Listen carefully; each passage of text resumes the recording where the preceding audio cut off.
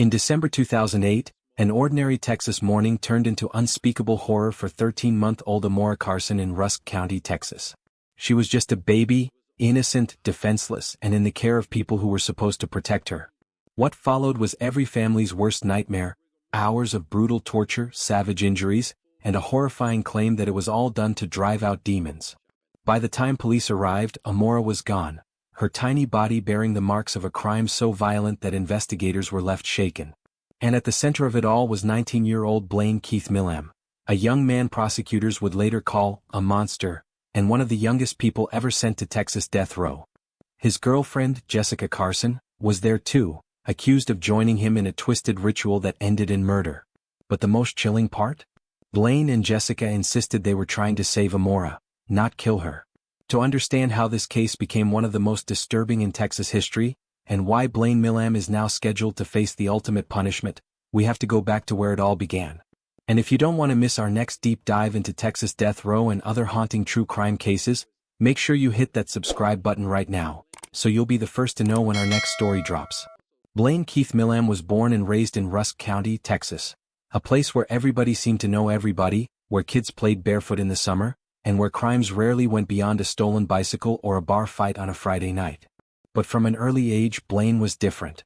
Friends, neighbors, and even relatives would later describe him as a restless, impulsive kid who had a knack for finding trouble. By his teenage years, Blaine had already been in and out of trouble with the law: burglary, theft, and run-ins tied to drug use and reckless behavior. He wasn't the picture-perfect small-town boy. He was the kind of kid people said had a good heart but bad company, the kind of young man parents quietly warned their kids about. It was during this chaotic period that Blaine met Jessica Carson. Jessica was a young mother who had her own set of struggles. She had dropped out of school, bounced between jobs, and was trying to raise her baby girl, Amora, with little stability. Friends of Jessica would later say that she was deeply spiritual but also emotionally fragile, easily swayed by those around her. Blaine and Jessica's relationship became intense quickly, a whirlwind romance between two troubled souls. They moved in together, and soon Blaine became a father figure to Amora. And Amora Carson, she was the light of that small household.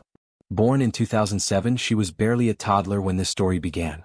Family photos show a chubby-cheeked little girl with bright eyes and curly hair, a baby who loved to play and laugh. By all accounts, she was healthy, happy, and just learning to explore the world around her. Life in Rusk County had always been quiet, a patchwork of farmland, wooded backroads, and church steeples. It's the kind of place where Sunday sermons are well attended, neighbors wave as they pass, and violent crime is rare enough to make the front page of the local newspaper. Which is why, when tragedy struck, the entire county would soon be shaken to its core. Behind the scenes, though, cracks were already forming in Blaine and Jessica's world. Blaine's trouble with the law wasn't over. He was facing pending charges for burglary and was already under stress as prosecutors were looking to send him to prison. Jessica, meanwhile, was struggling mentally and emotionally. Reports would later show that she had developed strong religious beliefs about demons, possession, and the need to protect her child from evil influences. Together, the two began to spiral, isolating themselves from friends and family, leaning on each other's unstable thoughts, and growing convinced that something dark was after baby Amora. It was this toxic mix of fear, drug use, and misguided spirituality that set the stage for what would soon become one of the most horrifying crimes in Texas history. At 10:37 a.m. on December 2, 2008, Blaine Milam placed a 911 call and told dispatchers, "My name is Blaine Milam and my daughter, I just found her dead," marking the moment when what would become a capital murder investigation began in Rusk County, Texas. Within about 20 minutes, Sergeant Kevin Roy arrived at Milam's trailer home outside Tatum to find two ambulances already there, and EMTs standing in the doorway of the master bedroom where Blaine and Jessica Carson knelt beside Amora Carson, the 13-month-old toddler, lying not breathing, her body bruised, her face showing one large bruise, her skin marked with what appeared to be circular bruises that Sergeant Roy initially thought might have been caused by a soda can but which later forensic evidence would establish as human bite marks. Blaine and Jessica claimed that on the night leading up to December 2nd, Amora had become possessed by demons, that they believed something supernatural was at work, and that they were attempting what they called an exorcism. They told law enforcement that they had returned to their home from a pawn shop, where they had attempted to sell tools in order to get money to hire a priest to perform an exorcism, this claim becoming central to their defense in the proceedings. When rescuers entered, Amora was found lying on her back on the floor of the master bedroom, not in her crib, with no sign of purposeful movement, her breathing halted, her face bruised, her body pale, with evidence of numerous abrasions and contusions, her little frame marked by both superficial and deep wounds. Sergeant Roy and other first responders observed what looked like significant bodily trauma. For example, large bruises on the torso, rib fractures, and the facial bruising that gave the appearance of swelling, all inconsistent with normal toddler falls or accidents, but instead pointing to extreme physical assault. Blaine's initial statements to police included that he and Jessica had left Amora alone in the trailer and had walked up the road to meet a man named Clark to clear some land, and when they returned about an hour later, they claimed to have found Amora in a grave condition. He also told investigators that Amora was not in her crib but later said she was found in a hole in the bathroom floor, part of the bathroom they were remodeling, and that she had a blood ring around her mouth, claiming she may have been biting at insulation. Jessica soon gave recorded statements to the Texas Ranger and other law enforcement in which she partially corroborated their belief in possession and exorcism, while also giving differing details about where Amora had been and what they saw when they returned home. As soon as Amora Carson's body was taken from the trailer, Rusk County investigators sealed off the scene and began a methodical evidence sweep that would stretch for hours, turning the small home into a fully active crime scene. Detectives collected blood-stained bedding, baby clothes, and wipes, a pair of blood-stained jeans hidden beneath the trailer, and tools including a pipe wrench and hammer that appeared to have been recently used and bore traces of Amora's blood. Forensic specialists documented the bedroom where Amora was found, photographing the blood patterns, disturbed flooring, and bite marks visible on her body. Dental impressions were taken from Blaine Milam, Jessica Carson, and other possible contacts, and forensic odontologist Robert Williams later testified that at least 8 of the 24 human bite marks on Amora's body matched Milam's teeth with a high degree of certainty, conclusively excluding Jessica from nearly all of them. The autopsy results painted a picture of relentless, prolonged violence. Amora had multiple skull fractures, 18 broken ribs, internal bleeding, a torn liver, swelling around the brain, damage to the optic nerves, and abrasions and bruises covering nearly every inch of her body. The medical examiner stated these injuries had been inflicted over hours, not minutes, meaning Amora endured sustained torture before her death. These findings were critical for investigators, as they directly contradicted Blaine and Jessica's shifting stories that they had simply left home for an hour and found Amora dead upon their return. When Texas Rangers and sheriff's deputies confronted the couple with the preliminary forensic evidence, their explanations began to unravel.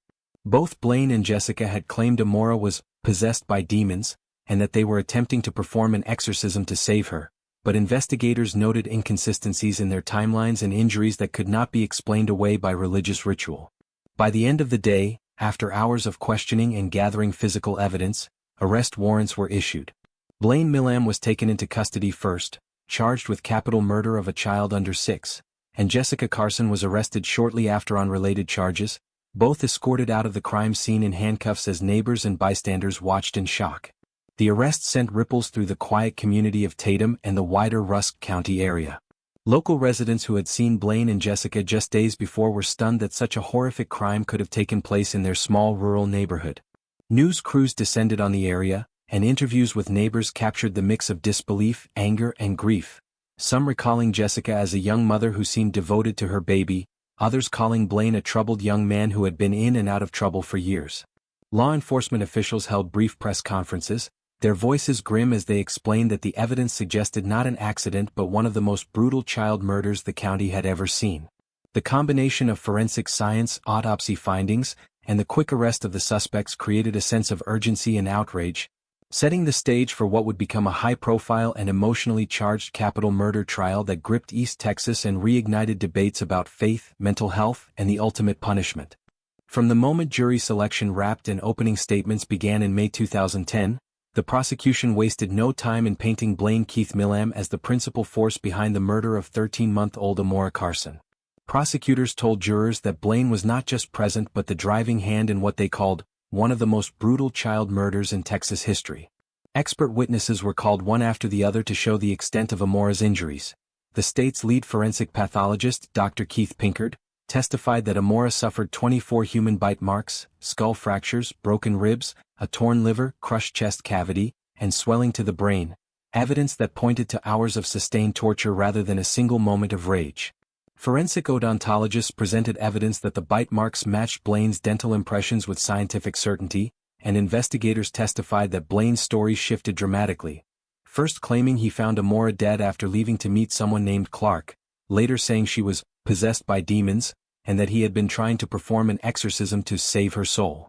The prosecution called Texas Rangers and Rusk County deputies who had processed the scene and interviewed both suspects, and they emphasized to the jury that Blaine's account was inconsistent with Jessica Carson's account, which claimed Blaine beat Amora while trying to rid her of demonic possession.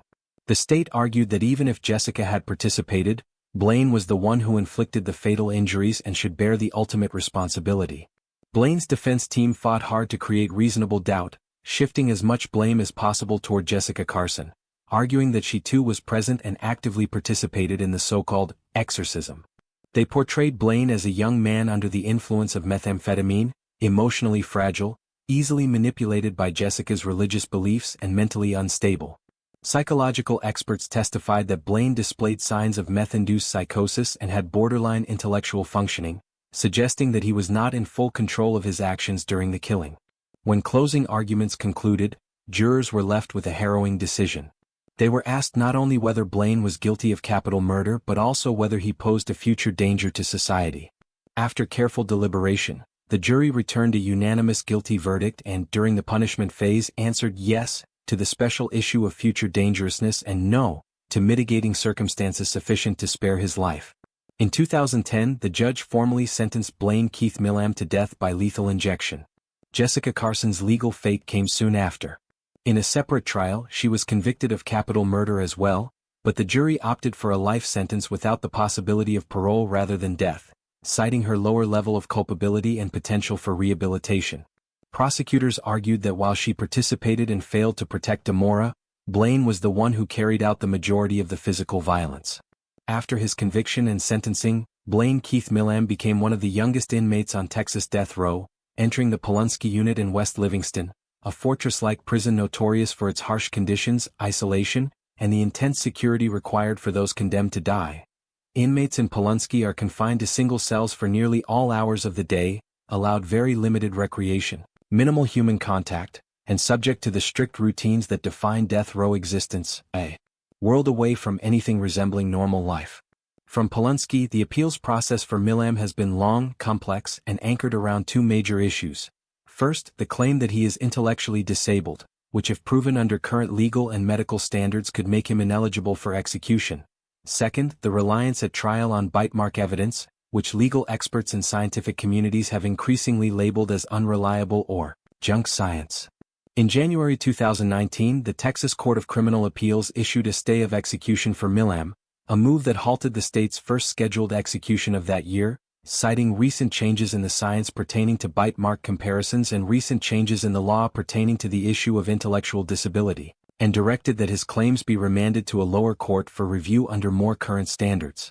Over the years since, Milam's legal team has filed multiple appeals, arguing that the bite mark testimony used at his trial, which had been central in linking him to numerous wounds on Amora's body, no longer meets accepted forensic norms, and that newer scientific consensus undermines its probative value, while also challenging the procedures used to evaluate his intellectual capacity, pointing out that Texas law must now follow stricter guidelines after the U.S. Supreme Court's decision in Moore v. Texas and subsequent state rulings.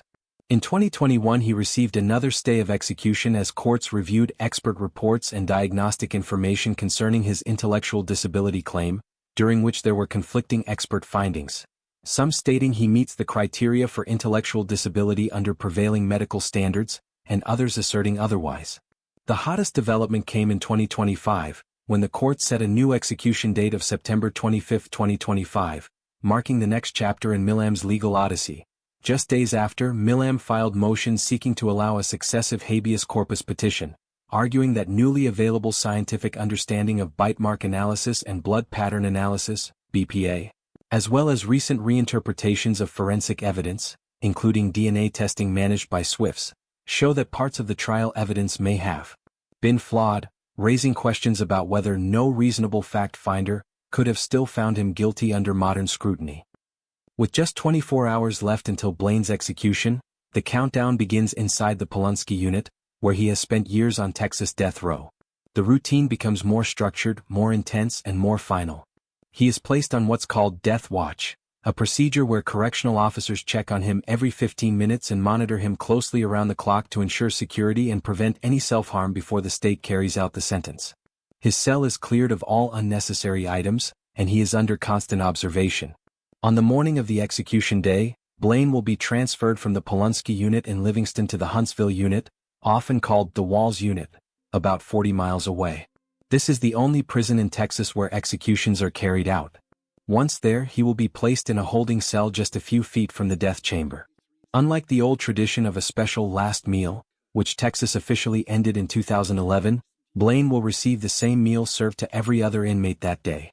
In these final hours, he will be allowed visits from family, friends, spiritual advisors, and his attorney, if he chooses, right up until he is escorted to the chamber for his execution.